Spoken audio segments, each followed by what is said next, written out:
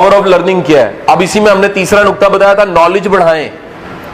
अगर नॉलेज बढ़ाएं तो दूसरा मसला खुद ही हल हो जाएगा। वो क्या? कंफ्यूजन। जिंदगी में कंफ्यूजन दूर करने के लिए नॉलेज बढ़ाएं। वो कह रहा है you can make positive deposit in your economy every day by reading. हम लोग बैंक इकट्ठा कर रहे होते हैं पैसों से, वो कह रहा है अपने बैंक को भरो किससे? रीडिंग से, नॉलेज से, लिसनिंग से, पॉजिटिव चीजों से, ट्रेनिंग से, अच्छे लोगों से। अगर आपकी जिंदगी में ये बैंक बड़ा होना शुरू हो गया, आप तरक्की करेंगे। आप क्या करेंगे? तरक्की करेंगे। दुनिया में सक्सेस पे सबसे टॉप क्लास किताब कौन सी है? आप में से कोई जानता है? सेल्फ हेल्प की नंबर 1 किताब, जिसको मदर ऑफ बुक्स कहा जाता है, थिंक एंड ग्रो रिच। और think and grow rich, Napoleon Hill की इस किताब का कमाल ये, उसने एक चैप्टर डाला हुआ है इसमें। उस चैप्टर का नाम है मास्टरमाइंड। वो कह रहा है दुनिया के जितने ज़हीन लोग हैं वो क्या करते हैं? वो एक ग्रुप बनाते हैं ज़हीन लोगों का और उनसे सीखते हैं। वो क्या करते हैं? उनसे सीखते हैं। चंद दिन पहले मैं ट्रेवल कर रहा हूं, जब बाहर जा रहा हूं मुल्तान जाते हुए क्या हुआ, मेरे साथ एक साहब बैठे हुए हैं। तो उन साहब को एक जो एयर होस्टेस है आके कंधे पे हाथ रख के एक्सक्यूज मी करती है और कहती है सर कुछ कान में कहती है। वो साहब कहते हैं श्योर एग्रीड।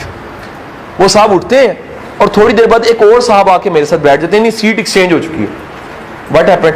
उसने मुझे अपना कार्ड दिया, अस्सलाम वालेकुम। पाकिस्तान का एक बड़ा मल्टीनेशनल लेवल का ग्रुप है, उसके कंट्री हेड थे। वो कार्ड देके कहते कासिम साहब मैंने आपको देख लिया, मैं आपको जानता हूं। मैंने सोचा मैं कह के दोस्ती क्यों ना करूं, क्यों ना आपसे इस सफर में जो 45 मिनट का कुछ सीखा जाए। सर ये ज़हीन बंदा कर सकता है।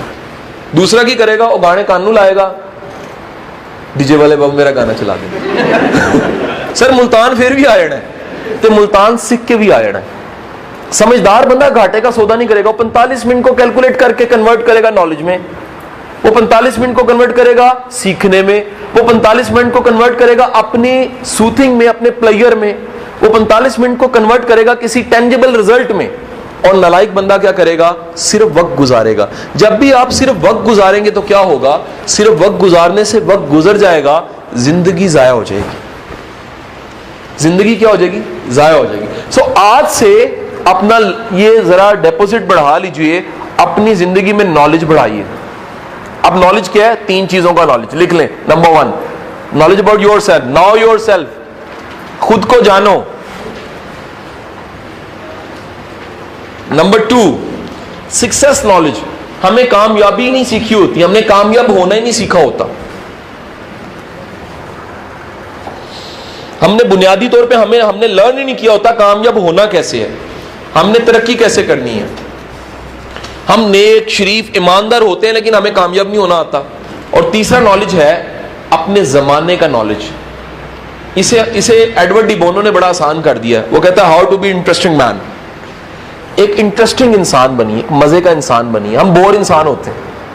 हमारी जिंदगी में क्या होता है? कहता कोल बैठो, गल की होंगी और सुनाओ जी। कहता अद्धा घंटा, कहता और सुनाओ जी।